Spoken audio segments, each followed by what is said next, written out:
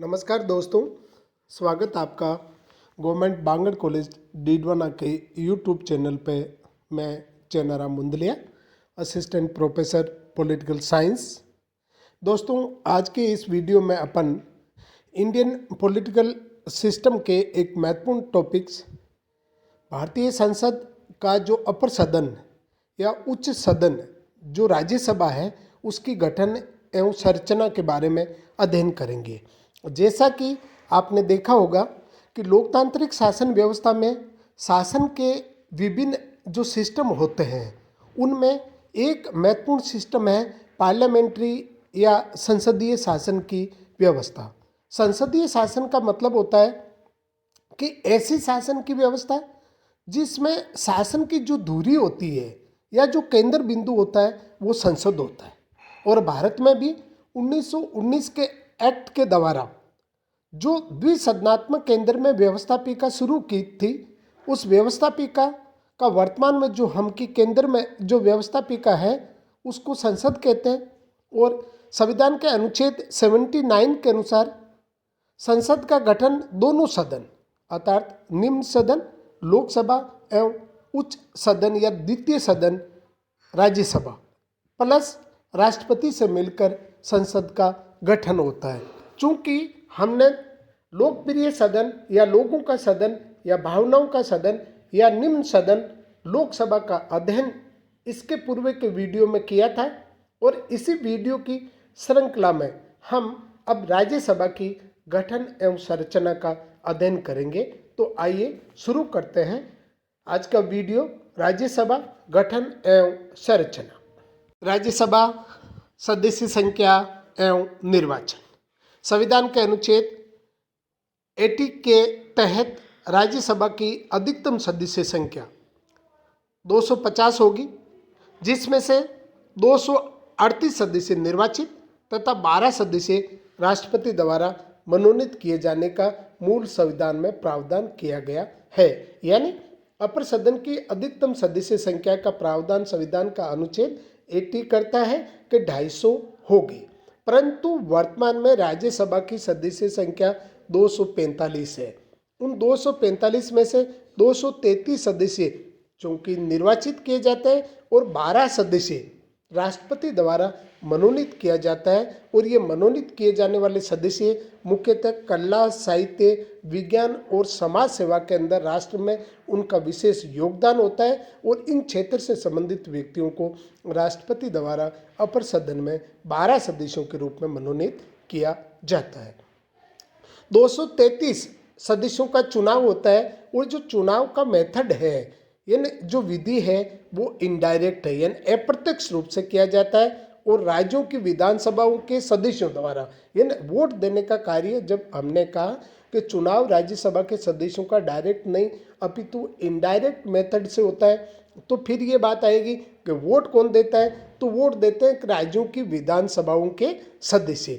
और अब वोट देते हैं वो है तो निर्वाचन की प्रणाली क्या होगी, तो चुनाव की जो सिस्टम है वह है आनुपातिक प्रतिनिधित्व की प्रणाली।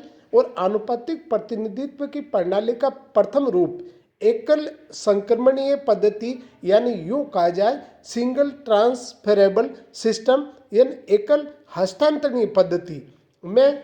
ये एक और महत्वपूर्ण बात है, जो मतदान होता है वो खुले रूप में होता है या गुप्त मतदान पहले प्रचलित था लेकिन वर्तमान में खुले में मतदान किया जाता है। भारत के 6 राज्य वर्तमान के अंदर 6 राज्य हैं जहां पर विधान मंडल का दूसरा सदन अर्थात विधानसभा के अलावा विधान परिषद भी है। और ये 6 राज्यों के अंदर आपके मुख्य रूप से उत्तर प्रदेश, बिहार, महाराष्ट्र, कर्नाटक, आंध्र प्रदेश, तेलंगाना, ये 6 राज्य हैं। यहाँ पर दूसरा सदन विधान परिषद होता है, परंतु विधान परिषद के सदस्यों को राज्यसभा के सदस्यों को मत देने का अधिकार नहीं होता है। इस चीज का विशेष रूप से आप ध्यान रखिए। फिर है संविधान की अनुसूची 4, जिसके तहत राज्यसभा में राज्य के स्थानों का आवंटन उनकी जनसंख्या के आधार पर किया गया है। यानी भारत के अंदर संविधान के अनुसूची 4 जो कि राज्यसभा में स्थानों के आवंटन से संबंधित है, तो यहाँ पर सभी राज्यों को समान प्रतिनिधित्व नहीं दिया गया है, जैसा कि अन्य शासन जो संघीय शासन व्यवस्था वाले देश है उनमें दिया गया है। भारत में दूसरे सदन में राज्यों को उनकी जनसंख्या के अनुपात में प्रतिनिधित्व दिया गया है। ये हमारी संघीय व्यवस्था का एक विशेष अपवाद के रूप में माना जाता है। प्रत्येक राज्य का अपना निश्चित अभियांश या कोटा है। वर्तमान में 1971 की जनसंख्या के आधार पर 25 लाख की जनसंख्या पर एक सदस्य निर्धारित है। सबसे अधिक राज्यसभा में उत्तर प्रदेश है, फिर राजस्थान की राज्यसभा में जो सदस्य संख्या है वो 10 है। इन सबसे अधिक जब जनसंख्या के अनुपात में हम देंगे तो उत्तर प्रदेश नंबर 1 पर आ रहा है और वहाँ पर सबसे अधिक सदस्य संख्या है। और राजस्थान के अंदर विधानसभा के अंदर जो राज्यसभा में जो हमारे लिए स्थान आवंटित है उसकी संख्या 10 है। हम लोकसभा में 25 सदस्य और राज्यसभा में 10 है। इस प्रकार संसद में राजस्थान का प्रतिनिधित्व 35 सीट है। फिर है कार्यकाल। राज्यसभा एक स्थायी सदन है।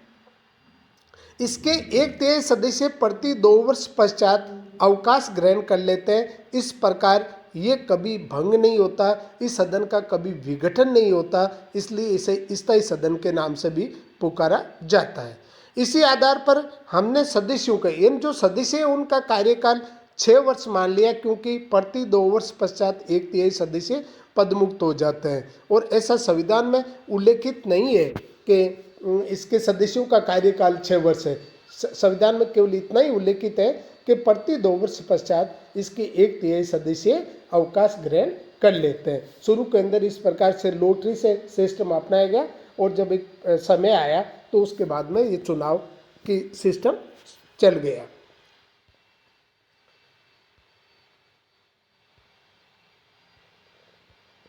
राज्यसभा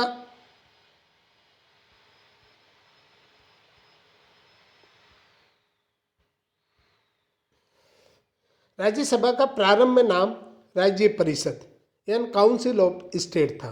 आपने देखा 1919 के भारत परिषद अधिनियम, जिसमें केंद्र में द्विसदनात्मक व्यवस्थापिका थी, जिसमें एक केंद्रीय व्यवस्थापिका जो कि लोअर सदन था और जो अपर सदन था उसका नाम किया गया काउंसिल ऑफ स्टेट यानी राज्य परिषद।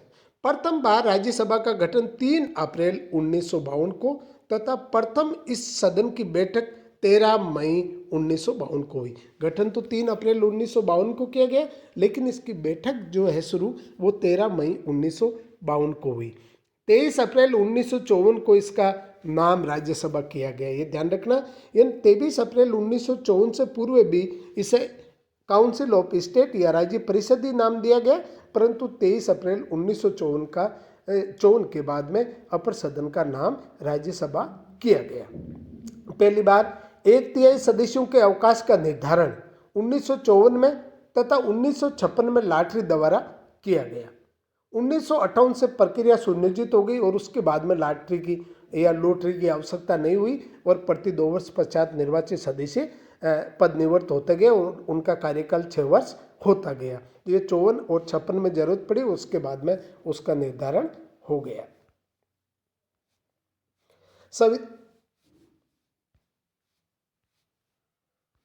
राज्यसभा के सदस्य के लिए योग्यता। राज्यसभा का सदस्य बनने के लिए संविधान में केवल 2 ही योग्यता बताई गई है और लोकसभा के लिए भी यही 2 योग्यता, लेकिन उसमें आयु संबंधी अंतर है। पहली बात, भारत का नागरिक होना चाहिए। सेकंड, उसकी न्यूनतम आयु 30 वर्ष होना चाहिए, जबकि यहाँ लोकसभा के अंदर सदस्य बनने के लिए न्यूनतम आयु 25 वर्ष निर्धारित है और राज्यसभा सदस्य के लिए न्यूनतम आयु 30 वर्ष निर्धारित की गई है। अधिकतम आयु का यहाँ पर कोई उल्लेख संविधान में नहीं किया गया। अन्य योग्यता एवं सेवा शर्तें निर्धारित करने का अधिकार, ये ध्यान रखना, भारतीय संसद को ही दिया गया। संसद ही अपनी प्रक्रिया नियमों के तहत ये नियम बना सकती है, जैसा जन प्रतिनिधित्व अधिनियम 1951 इस प्रकार से। राज्यसभा एकमात्र सदन है जिसका अध्यक्ष सदन का सदस्य नहीं होता है, क्योंकि राज्यसभा का हमेशा ही पदेन सभापति उपराष्ट्रपति होता है और इसीलिए उपराष्ट्रपति इसका पदेन सभापति होगा, परंतु सदन का सदस्य नहीं होता है। राज्यसभा के सदस्य अपने में से ही एक उपसभापति का चुनाव जरूर करते हैं। बाकी इसका सभापति जो है उसका निर्वाचन उपराष्ट्रपति के रूप में होता है। इसके सदन का सदस्य नहीं होता है, फिर भी उसे निर्णायक मत देने, सदन की अध्यक्षता करने का अधिकार होता है। राज्यसभा ही उपराष्ट्रपति को हटाने की पहल करती है, लोकसभा नहीं। उपराष्ट्रपति को यदि हटाना है तो उसकी पहल राज्यसभा में ही की जाएगी। राज्यसभा के सदस्य अपने बहुमत से उपराष्ट्रपति को हटाने का प्रस्ताव पास कर दे और लोकसभा उससे सहमत हो जाए तो उपराष्ट्रपति को पद से हटाया जा सकता है। लेकिन उपराष्ट्रपति राज्यसभा का पदेन सभापति होता है, राज्यसभा का सदस्य नहीं होता है। परंतु इसको यदि हटाने की जरूरत होती है तो इसकी पहल राज्यसभा करती है, अपने बहुमत से प्रस्ताव पास करती है और लोकसभा उस बहुमत से प्रस्ताव से सहमत हो जाती है तो उपराष्ट्रपति को पद से हटाया जा सकता है। इस संदर्भ में अर्थात उपराष्ट्रपति को पद से हटाने के लिए महाभियोग की प्रक्रिया की जरूरत नहीं पड़ती, जैसा कि राष्ट्रपति में होती है। अनुच्छेद 249 के तहत राज्यसभा राज्य सूची के विषय को अपने उपस्थित एवं मतदान में भाग लेने वाले सदस्यों के 2/3 बहुमत से प्रस्ताव पास करके राष्ट्रीय महत्व का घोषित कर सकती है।